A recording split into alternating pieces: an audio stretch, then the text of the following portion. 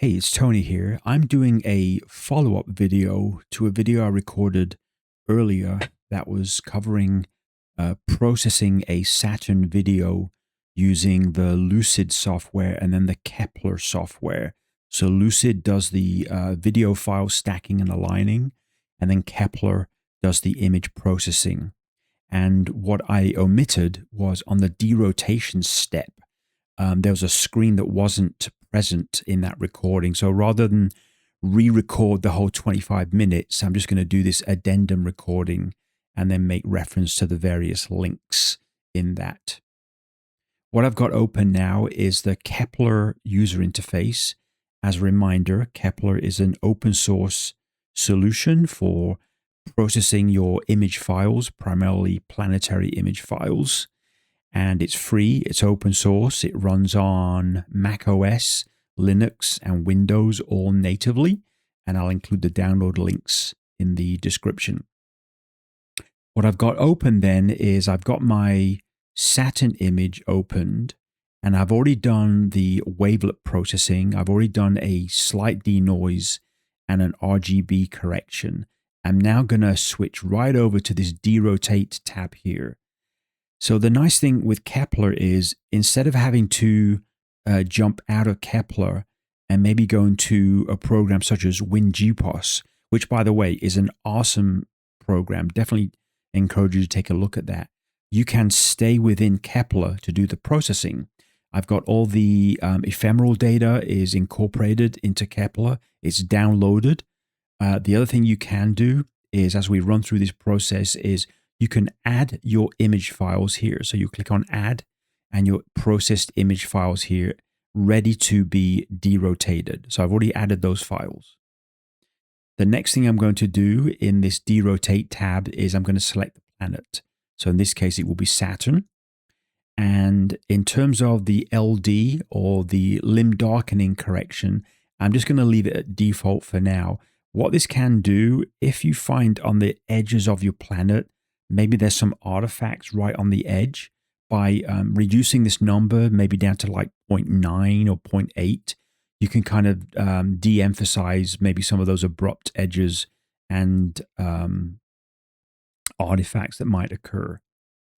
The other thing that I've incorporated into Kepler is sometimes it can be a pain to look up your latitude and longitude and elevation. So now in Kepler, you can just type in your location wherever it is in the world. And so I've taken a simple example here of Boulder, Colorado in the United States. But you could also do something like, let's say, London, England. And you can do a lookup. And it's looking up there. And look at that. It's put in the latitude, longitude, elevation for you automatically. And then you can save that information for future processing. So let's go back to Boulder, Colorado. I don't live there, but it's a nice place. And so do a lookup. And again, look at that. It's automatically put in the data for you. So it saves you a step of having to find that information. And then the other thing you can do is, as I say, within Kepler, the ephemeris information for Jupiter, Saturn, and Mars is automatically downloaded when you install. And it will also do updates for you as the years progress. So we've got images loaded. Now let me show the step that was kind of omitted in the previous video. I'm going to click on Measure Images. And this brings up this dialog box here. So let's just expand that a little bit. And this is showing the first image in that series.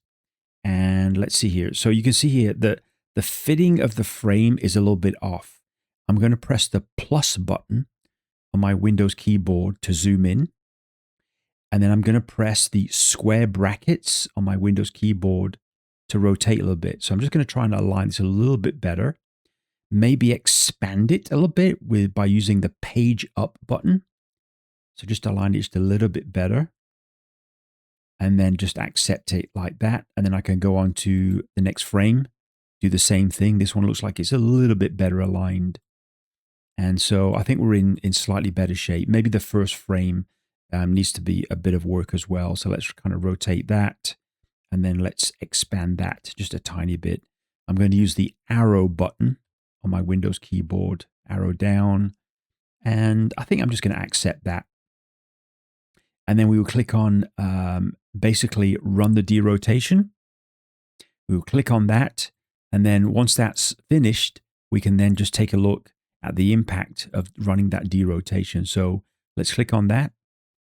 So it's done the derotation, and I'm going to open up that image. And let me just reduce this a little bit. And then you can see the difference. So the derotation in this example has definitely had a nice benefit, if you will. So here's just one of the frames. So you can see a little bit of noise in there. And then this is the derotation. So that's it. So my apologies for missing out that frame part in the earlier video. And definitely take a look at this. I encourage you to subscribe if you get a chance. And thank you for your time. Thank you very much.